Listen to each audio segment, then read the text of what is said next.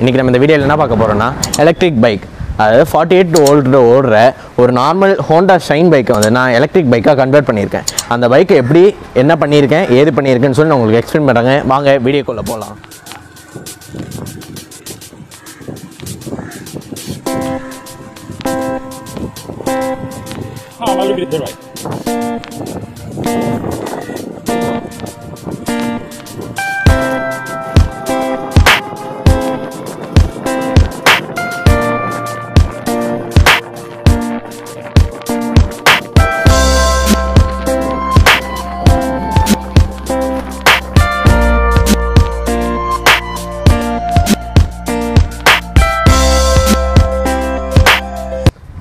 இப்போது இது வந்து ஹோண்டா ஷைன் பைக்.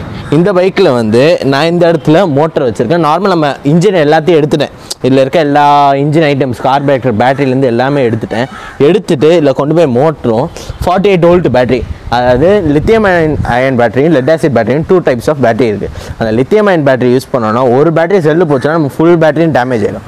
அதனால் இப்போ நான் லெட் ஆசிட் பேட்டரி யூஸ் பண்ணுறதுனால எனக்கு ஒரு பேட்டரி போனாலும் நான் ஒரு பேட்டரி 4000 ருபீஸ்க்கு மாற்றிடும். இதே நம்ம லித்தியம் அயன் போட்டோன்னா 40,000 20,000 சொல்லி நம்ம செலவு பண்ண வேண்டியது. இந்த வண்டியில் இன்னொரு ஸ்பெஷாலிட்டி என்னென்னா, இந்த வண்டி ஃபுல் சார்ஜ் இறங்கினாலும் அட்லீஸ்ட் 20லயாச்சும் போய் வீட்டுக்கு போய் சேர்ந்துடலாம். அதுக்கப்புறமா இந்த வண்டியில் 60 கிலோமீட்டர், ஒரு நாளைக்கு 5 ரூபா, மாதத்துக்கு 150 ரூபா. அப்போ நம்ம ஒரு நாளைக்கு பெட்ரோல் 100 ரூபாய்க்கு போட்டோம்னா மாதத்துக்கு 3000 ரூபா வரும். இதே கணக்கு பண்ணி பாருங்கள், 2850 ரூபா நம்ம மிச்சம் பண்ணலாம். இந்த வண்டியில் இது ஒரு ஸ்பெஷாலிட்டி. இதோட மேக்ஸிமம் ஸ்பீடு வந்து 46லேருந்து 55 வரைக்கும் மேக்ஸிமம் போகும்.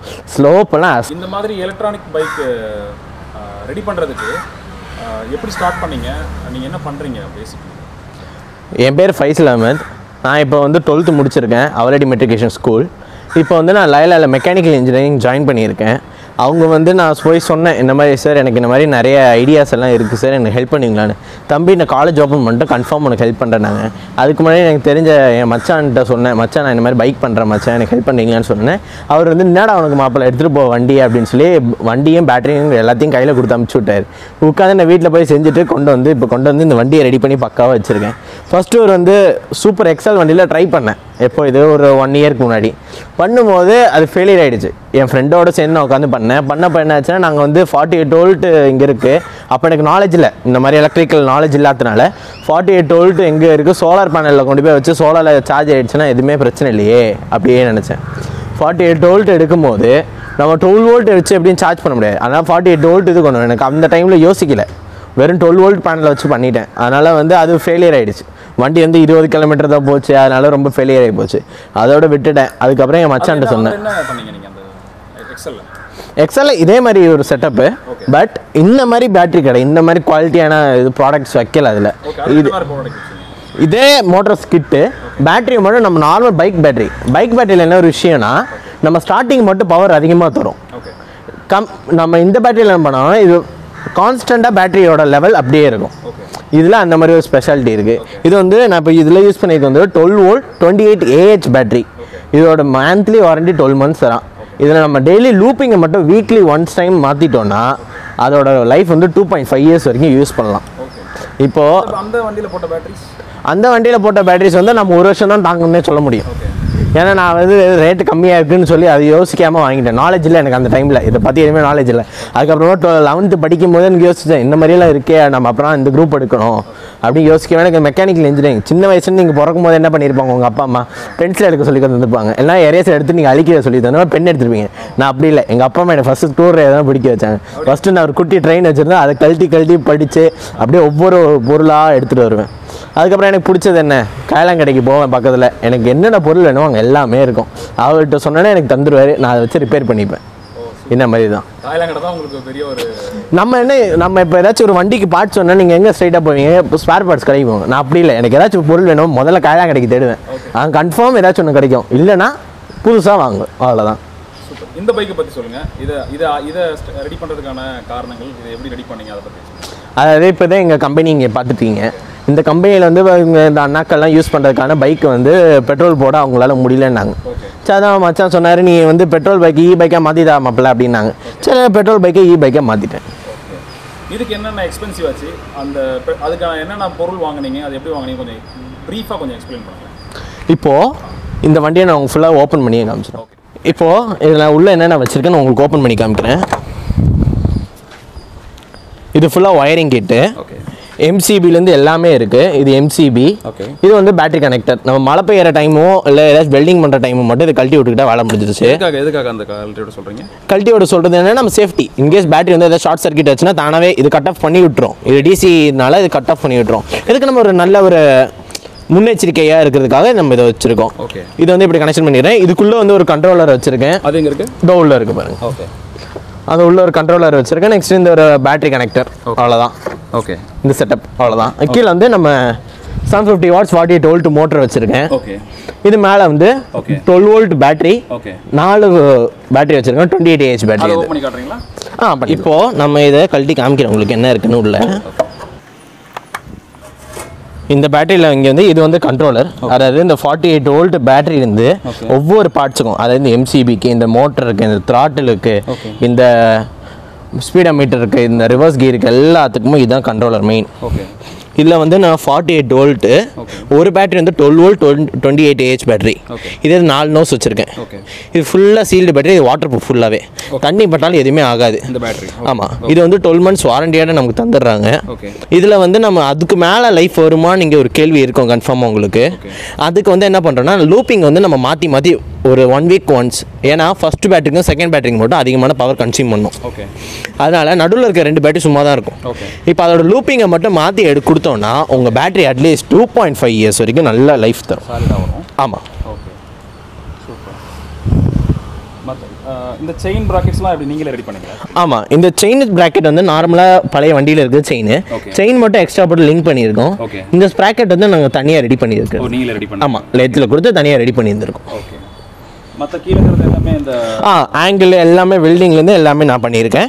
எங்கள்கிட்ட ஒரு எக்ஸ்பர்ட்டான ஒரு வெல்டர் இருக்கார், பாபுன்னு ஒருத்தர். அவரை வச்சு நாங்கள் பக்காவாக பண்ணியிருக்கோம். பயங்கர கான்ஃபிடென்ட். எவ்வளோ மைலேஜ் தரும் இந்த வண்டி? 60. இதே நம்ம எக்ஸ்ட்ரா அந்த நைட் நேரத்தில் யூஸ் பண்ணால் அட்லீஸ்ட் 55 kilometers அப்ராக்சிமேட்டாக போகலாம். எவ்வளோ வெயிட் இந்த வண்டியில் ஏற்றலாம்? வண்டியோட கேஸ் வெயிட் ப்ளஸ் 600 kgs மேலே ஏற்றலாம் நம்ம. 600 kg மேலே? ஆமாம். 600 kg மேலே ஏற்றி 60 kilometers வரும். ஆமாம். ஓ சாலிடா. ஓகே. அதாவது என்ன மாதிரி 5 பேர் ஏறி உட்காந்தாலும் ஜம்முன்னு தெக்கி தண்ணாராம. இதே உங்கள் இன்ஜின் வண்டியாக தான் ஊன்னு வண்டி இழுக்கும். இந்த வண்டி அப்படி இல்லை. சாலிடாக அப்படி ஊன்னு ஒரே ஸ்பீடில் போகும். ஓகே. உங்கள் வீட்டில் உனக்கு இருக்கிற இந்த மாதிரியான ஒரு பெரிய ஒரு ஆம்பிஷன் இது, இந்த சின்ன வயசில் இப்படி ஒரு ரெடி பண்ணுறது, உங்கள் வீட்டில் இதை பற்றி என்ன சொன்னாங்க? ஃபஸ்ட்டு வந்து நான் எப்போ பார்த்தாலும் காயலாங்கடையிலே கிடக்கிறேன்னு சொல்லி அம்மா திட்டிகிட்டே இருப்பாங்க. என்னன்னா மற்ற பசங்களுக்கு எனக்கு என்ன ஒரு டிஃப்ரென்ஸ்னால், மற்ற பசங்க எல்லாருமே சேர்ந்தா ஃபோனில் கேமில் அப்படின்னு உட்காந்துருவாங்க. எனக்கு அந்த கேம் விளையாடுறதே பிடிக்காது. ஒன்று இது பண்ணுவேன். இது வந்து எங்கள் வீட்டில் வந்து இதுக்கெல்லாம் சப்போர்ட் பண்ணுறதுக்கு அவங்க அப்பா அம்மாவால் அவ்வளோவா முடியல. ஏன்னா அந்த கொரோனா டைமில் அப்பாவுக்கு ஒர்க் இல்லை, அதனால எதுவும் பண்ண முடியல. இப்போ என்னென்னா நான் வந்து செல்ஃபோன் சர்வீசிங் படிச்சுக்கிட்டு நானே எனக்கு தேவையானதெல்லாம் நானே பண்ணிக்கிறேன். ஆமாம். செல்ஃபோன் சர்வீசிங் எல்லாம் படித்து அதில் வர காசு சேர்த்து வச்சு நானே பண்ணிக்கிறேன். இது வந்து என் மச்சான்ட்ட சொன்ன, மச்சான் இந்த மாதிரி செய்கிற மச்சான் ஒன்று. அவர் 1 month வெயிட் பண்ணுற மாப்பிள்ள, அவனுக்கு நான் தரேன், வண்டியும் தரேன், இதுவும் தரேன், அடுத்த வண்டி ரெடி பண்ணி வச்சிருக்கேன், அவனுக்கு எப்போ எடுத்துகிட்டு போகிறேன்னு கேட்டுட்டு இருக்காரு. Okay, super. இப்போது இந்த வீடியோவை பார்க்குற சப்ஸ்கிரைபராக இருக்கட்டும், இல்லை புது ஆளாக இருக்கட்டும், இப்போ பெட்ரோல் வந்து இந்தியா ஃபுல்லாக பயங்கரமான ரேட் ஏறி யாராலுமே பெட்ரோல் பைக்கே வேணாங்கிற அளவுக்கு எல்லாருமே ஆகிட்டாங்க. நம்ம இதுக்கு முன்னாடி போட்ட வீடியோஸ் கூட பயங்கர ஹிட் ஆகிருக்கு எலக்ட்ரிக் பைக்கில். இப்போது என்ன மாதிரியோ புது ஆட்கள் வந்து உங்ககிட்ட பைக் ரெடி பண்ணி கொடுங்க அப்படின்னு கேட்டால் அவங்களுக்கு எப்படி ரெடி பண்ணி தர போகிறீங்க, அதை பற்றி சொல்லுங்கள். அவங்களுக்கு வந்து நீங்கள் ஃபஸ்ட்டு எனக்கு ஒரு பைக்கை தந்துடணும். ஓகே. நான் ஒரு 2 weeks டைம் கேட்பேன். 1 weekல உங்கள் பைக் ரெடி ஆகிடும். அந்த 1 week ஃபுல்லாக நான் உட்காந்து ஒவ்வொரு டெஸ்டிங்கும் பண்ணுவேன். இந்த வண்டியில் இன்னொரு நான் என்ன பண்ணேன்னா, இது வாட்டர் ப்ரூஃபான எல்லாருமே ஒரு கேள்வி கேட்டாங்க ரோட்டில் போகும்போது. சரி ட்ரையல் பார்த்துருவோமேன்னு சொல்லி இது வரைக்கும் தண்ணி முங்க வச்சுட்டேன். இந்த லெவலுக்கு வரையும் தண்ணி முங்கிடுச்சு. வண்டி ஜம்முன்னு போகுது. இதே உங்கள் இன்ஜின் வண்டியை கொண்டு போனீங்கன்னா அவ்வளோதான், அங்கே நின்றுடும். அதுக்கு நீங்கள் 1000 ரூபா 2000 ரூபா 3000 செலவு பண்ணணும். இதில் வந்து மெயின்டெனன்ஸ் ஃப்ரீ. நீங்கள் மெயின்டெனன்ஸ் என்னென்ன பண்ண போகிறீங்க, காற்று செக் பண்ண போகிறீங்க, ஸ்ப்ராக்கெட் க்ளீன் பண்ண போகிறீங்க, பிரேக் ஷூ மற்றபடி எதுவுமே கிடையாது இந்த வண்டியில். உங்களுக்கு வேறு எக்ஸ்பென்சிவ்லாம் சொல்லிடுங்க. எக்ஸ்பென்சிவ் என்ன வருது, பொருளுக்கு எல்லாமே சேர்த்து வச்சு நம்ம 38,000 செலவாகுது மொத்தமாக. ஆமாம். ஓகே. இது லீகலாக நம்ம ரோட்டில் ஓட்டலாம். ரெட்ரோஃபிட்னு சொன்னால் இது ஓட்டலாம். ஏன்னா இந்த வண்டிக்குள்ள வந்து மேக்ஸிமம் 45லேருந்து 56 வரைக்கும் தான் போகுது. இது 60க்கு மேலே போனால் தான் நம்ம லீகலாக நிறைய அப்ளையன்சஸ் எல்லாம் பண்ண வேண்டியிருக்கு. அது வரைக்கும் நம்ம எந்த பிரச்சனையும் இந்த வண்டி நார்மலாகவே ஓட்டிக்கலாம். இந்த வண்டி இப்போ ரோட்டில் போகும்போது ஏதாவது ஃபயர் ஆகிற மாதிரி ஏதாவது பிரச்சனை வருமா பேட்டரிங்கிறதுனால? கன்ஃபார்ம் வரும். எலக்ட்ரிக் வண்டினா நம்ம ஷார்ட் சர்க்யூட் இருக்க தான் செய்யும். அதுக்கு நான் என்ன ஃபிக்ஸ் பண்ணியிருக்கோன்னா, இங்கே கொஞ்சம் கிட்டாங்களேன், ஒரு நிமிஷம் ப்ளீஸ். ஓகே. இப்போ என்ன பண்ண போறேன்னா இந்த ஒயரையும் ஷார்ட் பண்ணா மட்டும் போதும். ஓகே. நார்மலா வண்டி ரன் ஆகும். என்ன ஃபயர் ஆனாலும் வண்டி இதுக்கு சேஃப்டி இருக்கு. ஓகே. ரன் ஆக தான் செய்யும். ஆமா. என்ன ஃபயர் ஆனாலும் என்ன ஆனாலும் throttle இருந்து ஸ்ட்ரைட் கனெக்ஷன் வந்துரும். பிரச்சனை இல்லாம ஜாலியா போயிடலாம் வண்டியில. உங்களுக்கு ஒரு 100 வண்டிக்கு மேல நம்ம சேனல்ல போட்டதுக்கு அப்புறம் 100 வண்டிக்கு மேல உங்களுக்கு ஆர்டர் வந்துருச்சு அப்படின்னா அதை நம்ம பண்ண முடியுமா? பண்ணலாம். அதுக்கு வந்து சில ஃபார்மாலிட்டிஸ்கள்லாம் இருக்குது, அதை நம்ம முடிச்சிங்கன்னா கன்ஃபார்ம் பண்ணலாம். ஒரு ஆர்டிஓவில் உட்கார வச்சு நம்ம அவங்களுக்கு க்ரீன் போர்டு, அதாவது இப்போ ஒயிட் போர்டு நீங்கள் பார்த்துருப்பீங்க, இந்த பைக்கில் ஒயிட் போர்டு இருக்குது, இந்த ஒயிட் போர்டு எடுத்துகிட்டு க்ரீன் போர்டாக மாற்றி தந்துடும். ஓகே. அதை மாற்றிட்டு அதை ப்ரொசீஜர் ஆமாம், ப்ரொசீஜர் எல்லாமே இருக்குது. ஏஆர்ஐ சர்டிஃபிகேட்டோட உங்கள் கையில். இந்த வண்டியில் இன்னொரு ஸ்பெஷாலிட்டி என்னென்னா வண்டி ரிவர்ஸ் போகும். எந்த வண்டியாச்சும் ரிவர்ஸ் போய் நீங்கள் பார்த்துருக்கீங்களா? இந்த வண்டி போகும். என்ன மாதிரி ஆட்கள் இவ்வளோ குண்டா இருக்கனே, இவ்வளோ ஏதாவது பொருள் வச்சுட்டு போனால் வண்டி பின்னாடி தள்ளிட்டு போகிறதெல்லாம் கஷ்டம். இதில் என்னென்னா நம்ம ஜம்முன்னு மேலே உட்காந்து இந்த க்ரீன் கலர் பட்டன், அதாவது இந்த சைடு நீங்கள் பார்த்துருப்பீங்க, throttle பக்கத்தில் இருக்கும். இந்த க்ரீன் பட்டனை அழுத்திக்கிட்டே இப்படி ரேஸ் பண்ணனா வண்டி ரிவர்ஸ் போகும். ஆமாம், வண்டி பிரச்சனையே இல்லை, ஜம்முன்னு போயிட்டு ஜம்முன்னு வரலாம். அதுவும் இது வந்து ஹாரன் பட்டன் போட்டிருப்போம். ஆக்சுவலி நாங்கள் கொடுக்கும்போது எஜுகேட் பண்ணிவிடுவோம். இது வந்து ரிவர்ஸ் பட்டன், இது ப்ரெஸ் பண்ணிகிட்டே ரேஸ் பண்ணனா வண்டி ரிவர்ஸ் போகும்.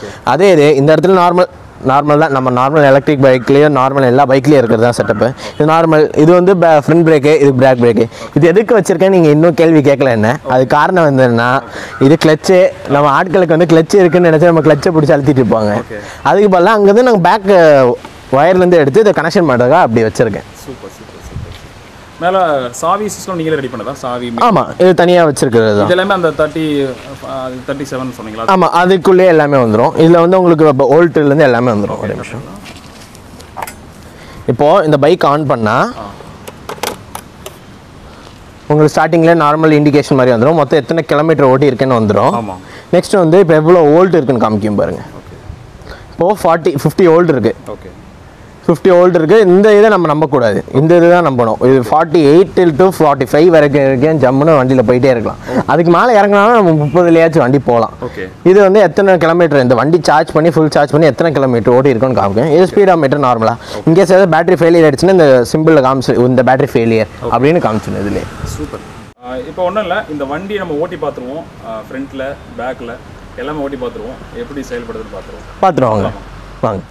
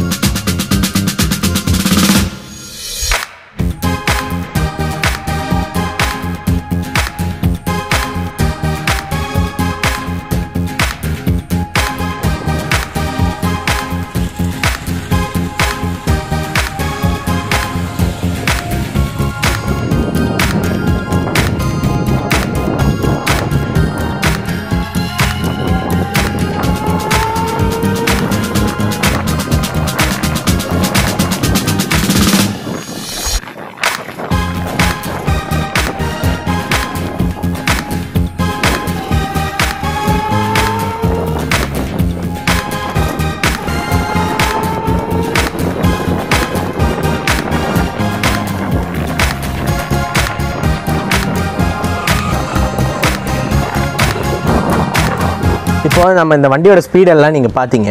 இந்த மாதிரி வண்டி உங்களுக்கு செய்யணும் அப்படின்னு உங்களுக்கு ஏதாவது தோணுச்சுன்னா என் நம்பர், உங்களுக்கு காண்டாக்ட் நம்பர் இந்த டிஸ்கிரிப்ஷன்லேயும் தரேன், இந்த வீடியோ லிங்க்லேயும் தரேன். நீங்கள் அதில் வந்து எனக்கு கால் பண்ணிக்கலாம்.